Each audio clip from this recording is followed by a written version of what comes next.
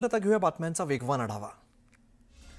पिंपरी चिंचवडमधील सहाय्यक दुय्यम निबंधक विद्या वडे यांना अंतरिम जामीन मंजूर झालाय।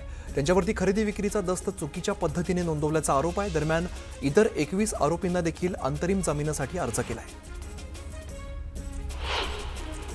शीतल तेजवानी पुन्हा पुणे पोलीस आयुक्तालयामध्ये हजर झाल्या।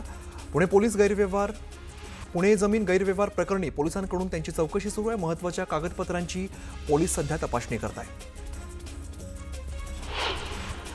माधवी खंडाळकर यांच्यावरती राज्य महिला आयोगाच्या अध्यक्षा रुपाली चाकणकर यांनी अब्रू नुकसानीचा दावा दाखल केलेला आहे। माधवी खंडाळकर यांना 10 कोटी रुपयांची कायदेशीर नोटीस पाठवल्याचं रुपाली चाकणकर यांनी सांगितलं।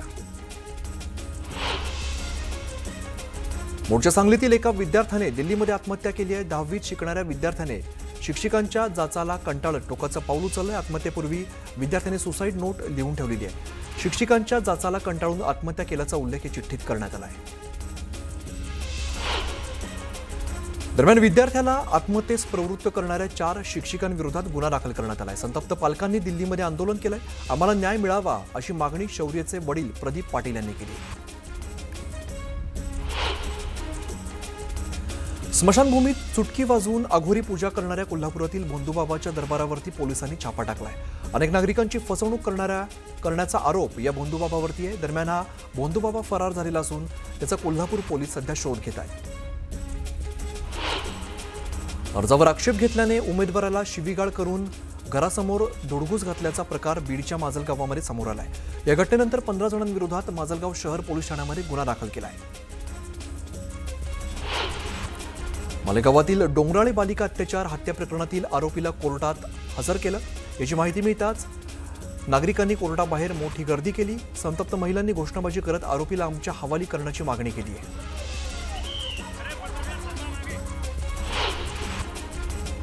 एक छोटासा ब्रेक घेऊन लगेचच परत येतोय। पाहत रहा न्यूज 18 लोकमत।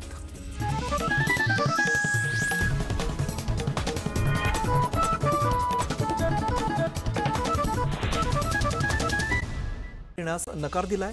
जरांगेंनी पोलीस अधीक्षकांना सुरक्षा काढून देण्यासाठी अर्ज देखील केलाय। तुम्ही धनंजय मुंडेंना चौकशीसाठी बोलवत नाही, आता तुम्हाला नाकी न वळणार असा इशारा जरांगेंनी सरकारला दिलाय।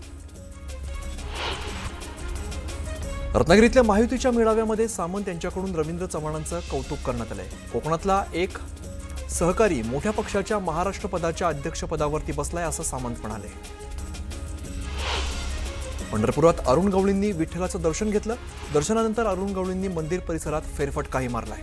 जगामध्ये सुख, शांती आणि आनंद राहू दे असं साकडंही त्यांनी घातलंय। छत्रपती संभाजीनगरच्या ढाकेफळमध्ये बिबट्याचा वावर आढळलाय।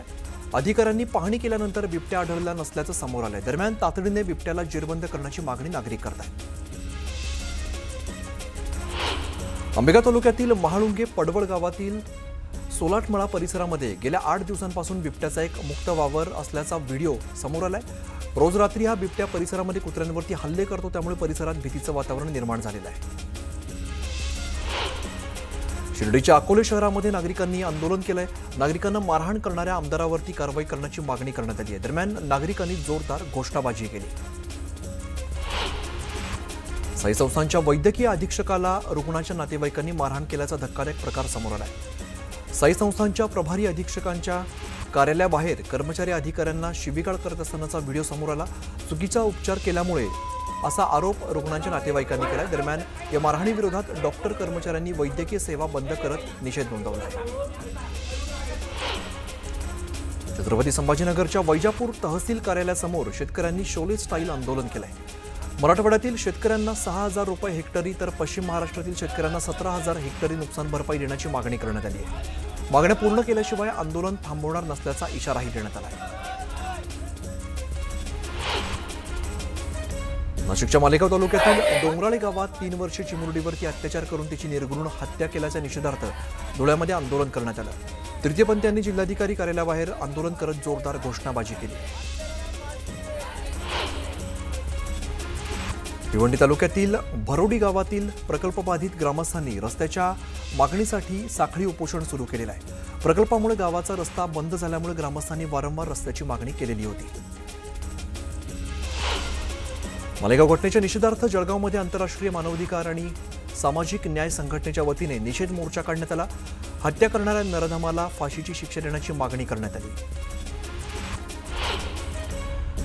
मालेगावात चिमुरडीवरील झालेल्या अत्याचार प्रकरणी बीडच्या लिंबागणेश या ठिकाणी तीव्र निदर्शनं करण्यात आली। कायद्याची भीती निर्माण करा अशा घोषणा देत ग्रामस्थांनी संताप व्यक्त केला आहे। जव्हार तालुक्यात शाळेतील विद्यार्थ्यांना झाडांना पाणी देण्यासाठी 1 किलोमीटर दूर पाणी आणण्यासाठी पाठवलं। दरम्यान विद्यार्थ्यांना उशीर झाल्याने भीतीपोटी विद्यार्थ्यांनी शाळेला दांडी मारली आहे। पाणी न आणल्यास शिक्षक मारत असल्याचा आरोप सुद्धा या विद्यार्थ्यांनी केला आहे।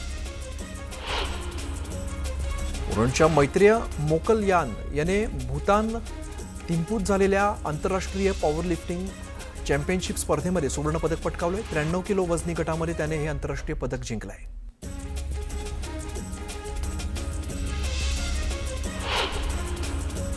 मनमाड आणि येवला शहरातून जाणाऱ्या पुणे इंदोर महामार्गावरती पडलेल्या खड्ड्यांची बातमी न्यूज 18 लोकमतने दाखवली होती। यानंतर सार्वजनिक बांधकाम विभागाने महामार्गाची तात्काळ दुरुस्ती केल्यामुळे वाहनधारकांना मोठा दिलासा मिळाला आहे। मालेगाव मनमाडसह सर्वत्र थंडीचा जोर वाढलेला असून थंडीच्या कडाक्यामुळे अंड्यांच्या दरामध्ये मोठी वाढ झाली आहे। थंडीमुळे अंड्यांची मागणी जास्त आहे, मात्र आवक कमी झाल्यामुळे अंड्यांच्या भावामध्ये वाढ झाल्याचं अंडे विक्रेत्यांचं म्हणणं आहे।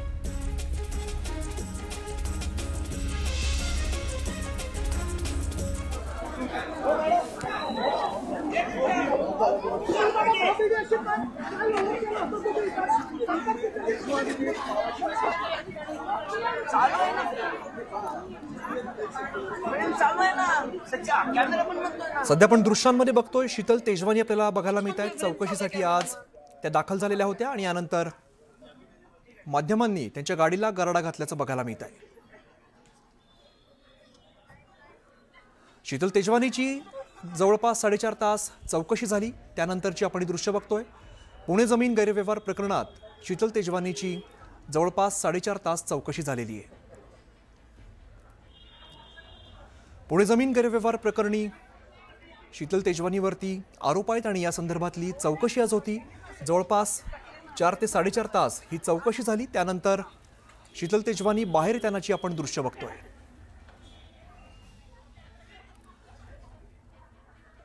अभिजित पोते आमचे प्रतिनिधी आपल्याला अधिकची माहिती देतात। अभिजित, जवळपास 4.5 तास चौकशी झालेली आहे। नक्कीच शीतल तेजवानी जे मुंडवा आणि अमेडिया कंपनीचं जे जमीन व्यवहार प्रकरण होतं, ज्यात पार्थ पवारांचं देखील नाव आलं होतं, त्या प्रकरणातल्या आरोपी आहेत त्यांच्यावरती गुन्हा जो आहे तो दाखल करण्यात आला होता। 2 गुन्हे आहेत आणि आता खरं तर शीतल तेजवानी यांची चौकशी जवळपास 4.5 तास जी आहे ती पुणे पोलिसांच्या आर्थिक गुन्हे शाखेकडून चौकशी जी आहे ती करण्यात आलेली आहे। या सगळ्या प्रकरणाची शीतल तेजवानींचा नेमका संबंध काय आहे, अमेडिया कंपनीला जी जागा महारवतनाची मुंडव्याची जागा होती किंवा जी दुसरी जागा आहे ती जागा जी आहे ती नेमकी कशा प्रकारे देण्यात आली, व्यवहार जो झाला तो व्यवहार नेमका कसा झालाय, त्यामध्ये जे डॉक्युमेंट्स आहेत 2007 पासूनचे सगळे कागदपत्र पुणे पोलिसांच्या आर्थिक गुन्हे शाखेकडून तपासण्यात आले आहेत। जवळपास 4.5 तास चौकशी जी आहे ती ईओडब्ल्यू ने शीतल तेजवानीची केलेली पाहायला मिळते।